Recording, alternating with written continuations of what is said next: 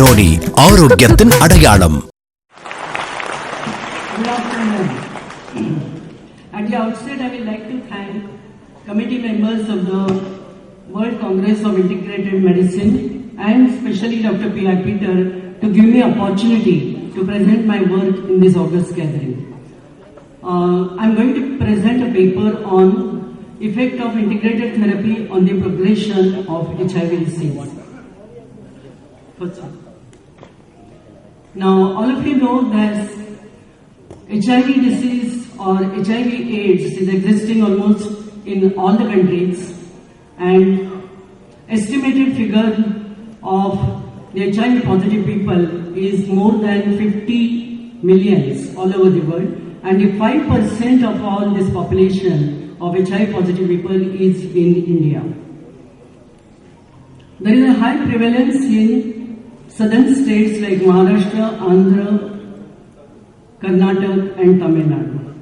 And this disease is a devastating disease. There is an impact on the personal life of the patient, then the family life, his social life, his economical state, etc. And ultimately it has a great impact on the nation also. Next one. Next slide, please. Next slide, please.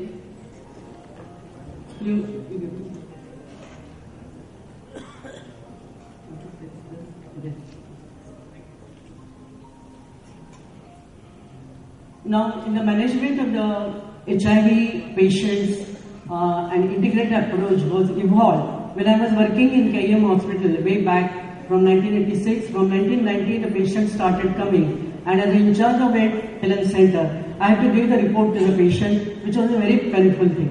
To give the report to the patient that we are having HIV and we have nothing to offer, there is no medicine, there is no vaccine. Way back in 1980, the cost of the medicine which are to be imported was around 30,000 per month, which is not possible for anybody to take for lifelong. And because of this, and being a microbiologist, I thought that I must give something to the patient. And as a microbiology principle, whenever any microbes or any germs enter in your body, there is never 100% disease. If 100 people inhale TB germ, only 10% develop disease. So what I thought that here is a person who is HIV positive, and one important aspect of the HIV disease that 5 to 6 years the people remain asymptomatic. So what I thought that during this period, if we boost up the immune system by various methods, then even after having the HIV in their white cells, CD4 cells, then still they will not develop, or at least there will be delay in the progression. And for this reason, I started talking to the patient. Counseling is not my problem, but I started talking. Then counseling was mainly for the secondary prevention and to give emotional support. But later on, we motivated the patients to adopt healthy lifestyle.